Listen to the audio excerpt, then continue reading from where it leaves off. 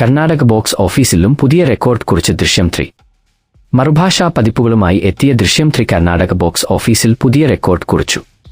മറുഭാഷാ പ്രേക്ഷകരും ആകാംക്ഷാപൂർവ്വം കാത്തിരുന്ന ചിത്രമാണ് ദൃശ്യം 3. ഈ ഫ്രാഞ്ചൈസിയിലെ മുൻ ചിത്രങ്ങൾ ഉണ്ടാക്കിയ ചലനം തന്നെ അതിന് കാരണം. ഒപ്പം ബഹുഭാഷാ റീമേക്കുകളും. എന്നാൽ ഇക്കുറി ദൃശ്യം ഫ്രാഞ്ചൈസിയുടെ പുതിയ ഭാഗത്തിന്റെ റിലീസിന് ഒരു പ്രധാന പ്രത്യേകത ഉണ്ടായിരുന്നു.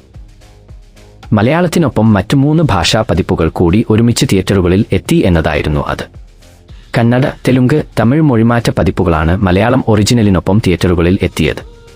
തെന്നിന്ത്യയിൽ എമ്പാടും ചിത്രം നേട്ടമുണ്ടാക്കിയിട്ടുണ്ട്. ഒപ്പം പല റെക്കോർഡുകളും ചിത്രം നേടിയിട്ടുണ്ട്. അക്കൂട്ടത്തിൽ ഒരു ശ്രദ്ധേയ നേട്ടം കർണാടകത്തിൽ നിന്നാണ്.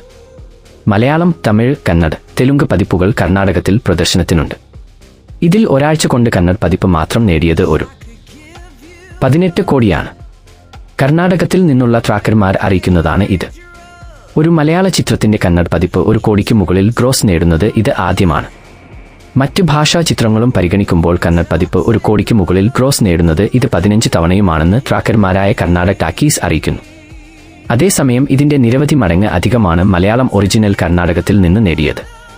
ചിത്രം കർണാടകത്തിൽ നിന്ന് വിവിധ ഭാഷാ പതിപ്പുകളിലൂടെ ഇതുവരെ നേടിയത് 31 കോടിയാണ്. കർണാടകത്തിൽ ഒരു മലയാള ചിത്രം നേടുന്ന ഏറ്റവും മികച്ച 4ാമത്തെ കളക്ഷനാണിത്. 15.83 കോടി നേടിയ മഞ്ഞുമ്മൽ ബോയ്സ് ആണ് 1ാം സ്ഥാനത്ത്. രണ്ടാമത് ലോകയും 14.80 കോടി. 3ാം സ്ഥാനത്ത് മോഹൻലാലിന്റെ തന്നെ എമ്പുരാനും 12.70 കോടി.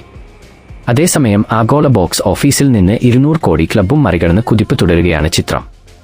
ഒരു മോഹൻലാൽ ചിത്രം 3ാമത്തെ തവണയാണ് 200 കോടി ക്ലബ്ബിൽ എത്തുന്നത്. അതേസമയം ചിത്രത്തിന്റെ ഹിന്ദി റീമേക്ക് അജയ് ദേവ്ഗൺ നായകനായി അണിയറയിൽ ഒരുങ്ങുകയാണ്.